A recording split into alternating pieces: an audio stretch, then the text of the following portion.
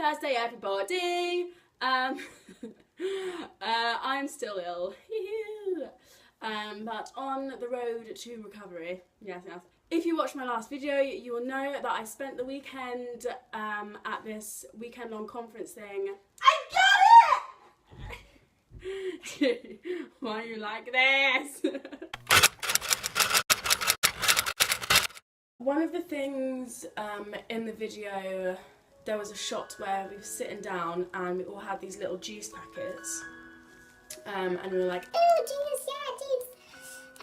And actually then they proceeded to show us this video about this lady in Tanzania, I think maybe, and her name is Selena, and basically as a result of climate change, the crops that she grew in 2014 didn't survive because there was a massive drought throughout her entire community, and then again in 2015 there were floods, and so that was 2 years that she'd had without any income for her family and any crops to survive on.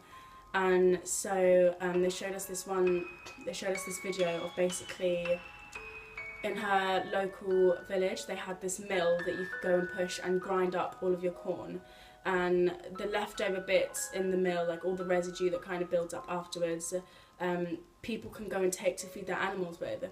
And so every day she would go in, she'd go and get all this residue, but little did the people know that she was actually using that to feed her family, because that's all that was available to her. And so these juice packets were actually what she would put in the food to give it flavour, and this is what her and her family were living on, or are living on, still to this day. And yeah, so it was a really like hardcore story and really like, you know, tugs on your heart. But this is a little postcard, so that's just the mail. Yeah. So that's one thing that they showed us that was really tough. Yeah, so just to mention again, this is the reason why I'm doing the Mean Bean Challenge, and yeah, just to raise awareness of all these like terrible things that are happening, and all the different stories of world hunger. I mean, Selena's just one mother from one family. There's probably millions and millions out there. And yeah, it's just really terrible. So yeah, if you also want to do the Mean Bean Challenge, feel free. I'm going to put the link below in all of these things I'm about to talk about. I'll put links below so you can find out more, and yeah, just get involved. Another thing we spoke about was thoughtful consumerism, and we had this really inspiring talk from this girl called Charlotte, who started her own clothing brand. Yeah. So basically she's really into fashion, but one of the things that really like tugged on her heart was the thing that happened in Bangladesh. So this factory collapsed and killed, I think it was like 1,000 workers, and yeah, basically all these people in Bangladesh and other parts of the world as well work in factories and have very cheap labour, and so for example in Bangladesh a lot of the factories only pay 12p an hour, and the girls there work 16 hours a day, 6 days a week, sometimes 7 days a week. They're physically forced to take the pill so that they can't get pregnant and have to take maternity leave, and yeah, it's just like an awful situation.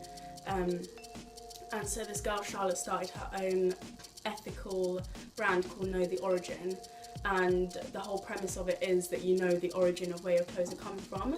And so she went and travelled around Bangladesh and basically did research on how to be more ethical and how to you know, like help all these people. They mentioned one blog about, and the post was 5 top ethical brands, I think, yeah. And then also Charlotte's company called Know the Origin. So I'm going to link those in the description below. So one of my favourite talks actually from the weekend was from this guy called SWAN, and he basically he used to live in the heart of London, so he had a flat in Waterloo, and worked as a software engineer, I think that's what they're called. Yeah, so he works as a software engineer for big companies like Sony Ericsson and Nokia.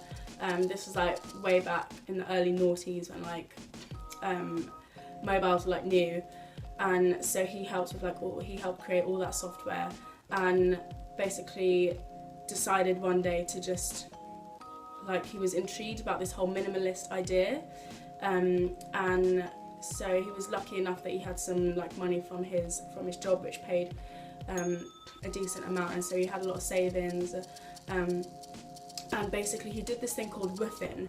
If you don't know about woofing, basically woofing is you work on a farm in exchange for accommodation and food, and then they teach you a whole load of things, and you basically get to learn about vegetables and what it is to live really like sustainably and from your own land and things like that.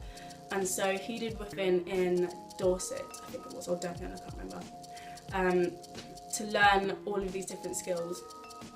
And then he basically decided that he wanted to live like this, he wanted to do this himself. And so he ended up buying a plot of land in Wales, and got a couple of his friends to help him like set up a compost toilet, and yeah, so he learned to grow his own vegetables, he made his own vegetable patch, and he basically created his own little like plot of land to live off. And so he was really, really, really inspiring. I'll put his blog in the description below.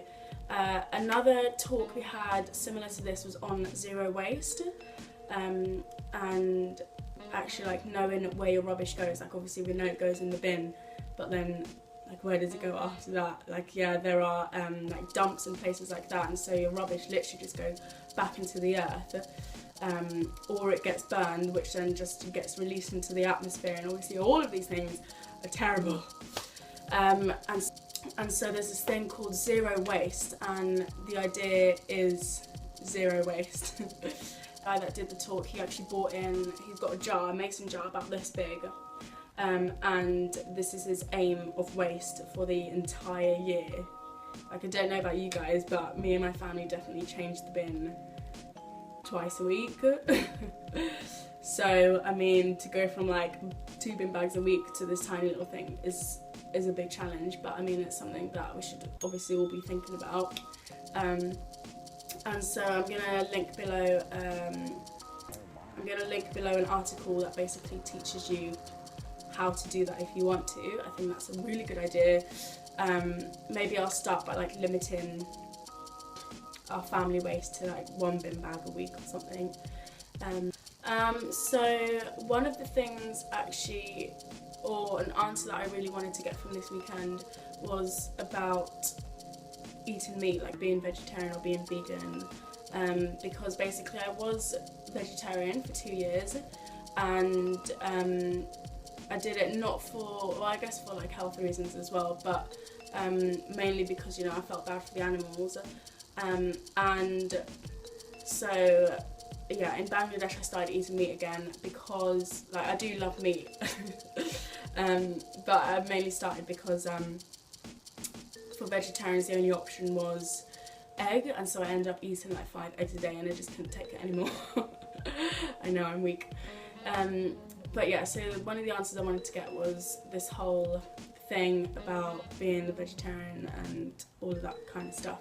So we had these 2 speakers who basically spoke about living sustainably and just making sure that your meat is being respected and it is sustainable, and it's not like from a mass-produced beef factory, but it's actually from, you know, your local butchers, and all the meat is sourced locally.